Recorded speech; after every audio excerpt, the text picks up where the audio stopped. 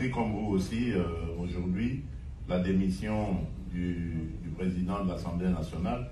Ce que je tiens à vous dire, c'est que il y a quelques jours, moi j'avais reçu dans le cadre d'une réunion interinstitutionnelle tous les chefs de corps de nos institutions. Et il y avait là le président de l'Assemblée nationale, le président du Sénat, la première ministre et le président du Conseil supérieur de la magistrature. Le mot d'ordre était que la rentrée se fasse dans la sérénité, le calme qui soit. Et je crois que vous avez vu les discours de rentrée, ils ont été justement dans ce sens-là. Après, il y a un fonctionnement, une cuisine interne à chaque institution et les choses s'orientent selon ce que ces institutions sont en train de faire. Moi, je suis le garant de la stabilité de ces institutions, mais ça ne me donne pas le droit d'aller m'immiscer dans ce qui se passe dans ces institutions. S'ils ont décidé de défier leur président, ben, c'est leur cuisine interne. Mon rôle à moi est de voir les droits de tout le monde sont respectés et que l'institution elle-même, sa stabilité est sauvegardée. C'est ce qui m'importe. Quant à savoir quelles seront les relations, votre question était de savoir si nous sommes toujours alliés, partenaires, bien sûr. En tout cas, sauf si maintenant, M. Vital Kamerhe en décide autrement, mais je ne vois pas pourquoi, parce que je ne suis pas à la base justement de sa démission, ni de ses problèmes. Je ne vois pas pourquoi il va vouloir me tourner le dos. Je n'y suis pour rien.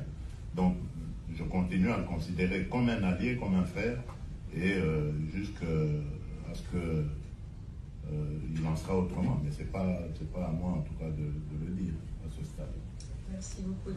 On décide autrement, mais je ne vois pas pourquoi, parce que je ne suis pas à la base justement de sa démission, ni de ses problèmes. Je ne vois pas pourquoi il va vouloir me tourner le dos.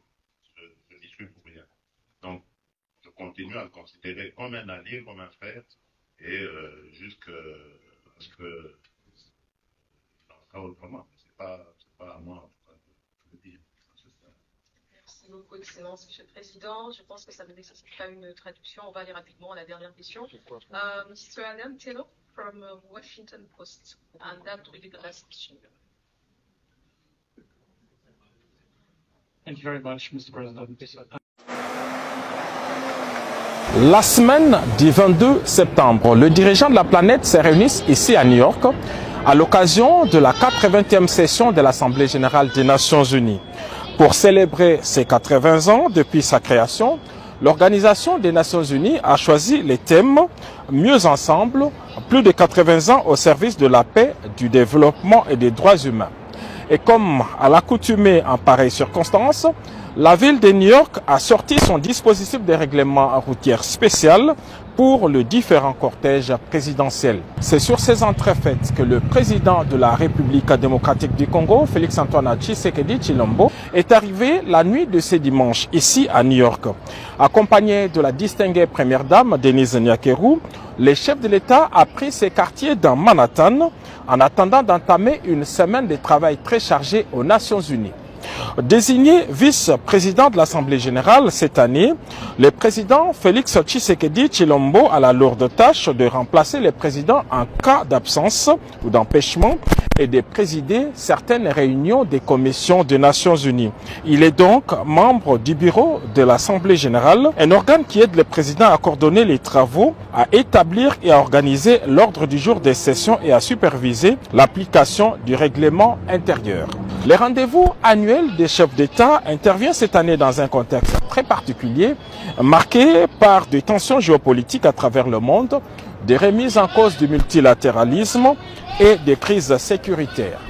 À partir du mardi 23 septembre, les différents chefs d'État vont défiler à la tribune du Palais des Verts pour leur discours.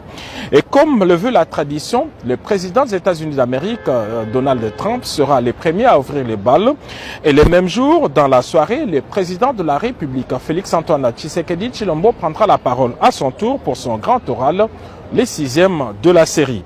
Son discours est tout aussi très attendu au regard des avancées significatives obtenues par le chef de l'État grâce à sa diplomatie de paix en faveur de son pays, la République démocratique du Congo.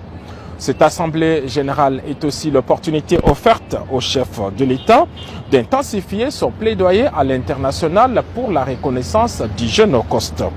C'est dans ce cadre qu'est prévu un grand événement ici à New York avec les Fonarev en marge de cette Assemblée générale.